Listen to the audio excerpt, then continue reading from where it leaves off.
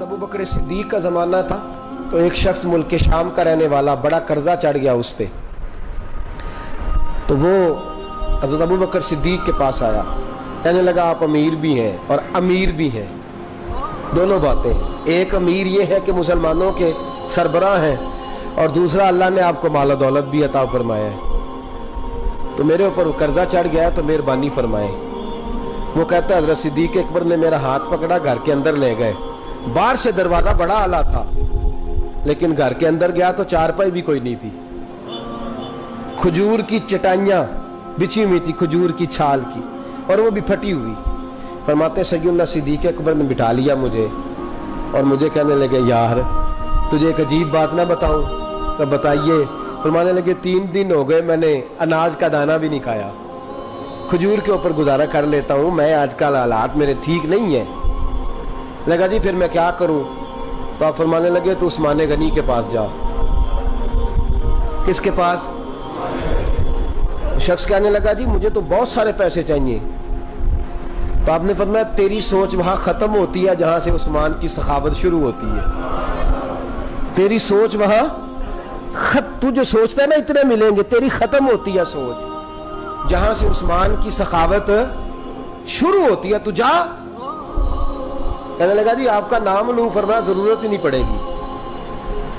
कहा जी मैं जिक्र करूंगा कि मुझे अमीरुल मोमिनीन ने भेजा है। फरमाया जरूरत है, सिर्फ इतना तू जाके बताना कि मैं मकरूज हूं और रसूलुल्लाह का नौकर हूं सल्लल्लाहु अलैहि, इतना बताना कि मुसलमान हूं, मुस्तफ़ा का गुलाम, बस, और किसी इजाफे की जरूरत।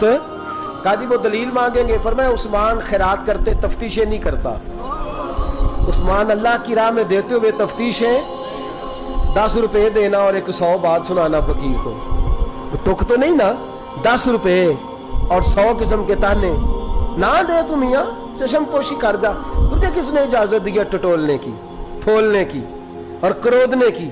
ये हाल अगर तेरे साथ किया जाए, रब अगर तुझे टटोल के दे तो तेरा क्या बने? रब करीम अगर तुझे टटोल के दे के पहले बता नमाजें कितनी पड़ी हैं, सवेरे उठता है कि नहीं, तो तेरा क्या हाल होगा? तू टटोलता फिरता है 10 रुपए देने के लिए। हजरत उस्मान गनी की आदत नहीं। वो शख्स कहता है मैं चला गया, पूछता पुछाता दरवाजे पे पहुंचा, दरवाजे पे दस्तक दी तो हजरत उस्मान गनी के अंदर से बोलने की आवाज है, अपने बच्चों को डांट रहे हैं। कहते हैं ओ यार तुम लोग शहद के अंदर, दूध के अंदर शहद मिला के पीते हो, खर्चा थोड़ा कम करो, इतना खर्चा तुमने बढ़ा दिया है।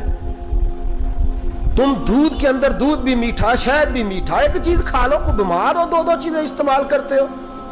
कहते हैं मैंने कहा अबू बकर तो बड़ी बातें बता रहे थे, और इस किस्म के कई वाकयात हज़रत उस्मान गनी के साथ हुए। वो तो बड़ी बातें बता रहे थे और ये आदमी दूध शहद से लड़ाई कर रहा है और मुझे कई हजार दिरहम चाहिए, दिनार चाहिए, मुझे दे देगा?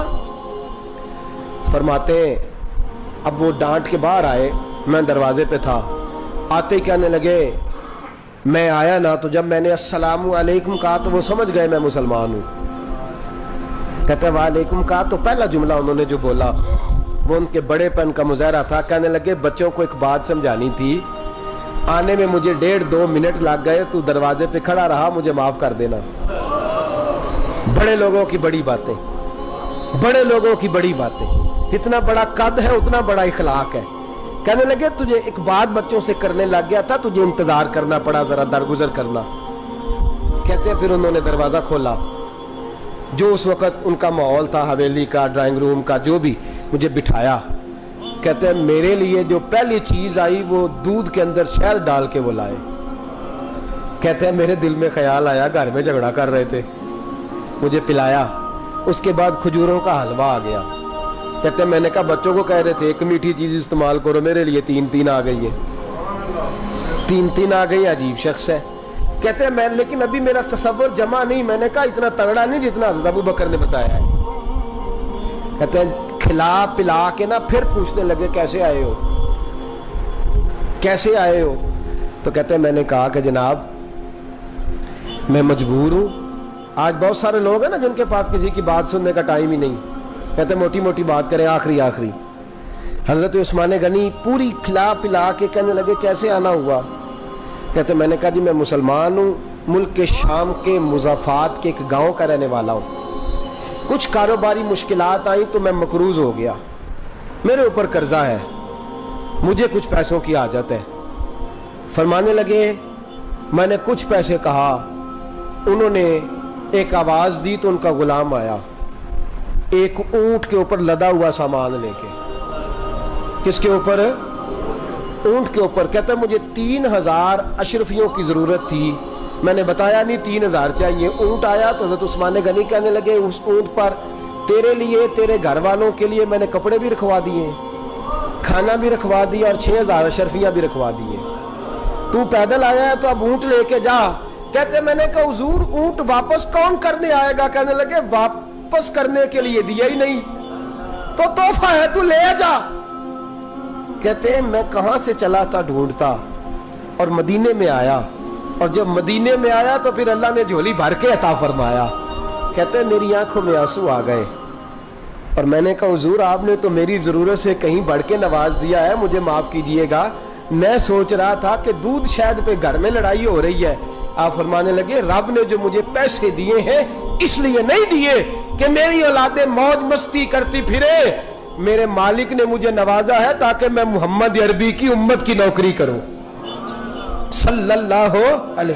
یہ سخاوت کا حال. فرماتے میں نے نہیں بتایا کہ مجھے سیدنا صدیق اکبر نے بھیجا ہے. فرماتے میں دروازے تک گیا تو میں نے کہا شکریہ, جزاک اللہ, آپ کی مہربانی. تو مسکرا کے فرمانے لگے میرا شکریہ ادا نہ کر, ابو بکر صدیق کا کر. میرا نہ شکریہ ادا کر, شکریہ ابو بکر صدیق کا جس نے تجھے یہ رستہ دکھایا ہے. فرماتے میں نے کہا حضور آپ فرمایا جاؤ جاؤ جاؤ تمہارا کام ہو گیا نا, تفصیلات میں نہ جاؤ. یہ شان سخاوت سیدنا عثمان غنی رضی اللہ تعالیٰ عنہ کی.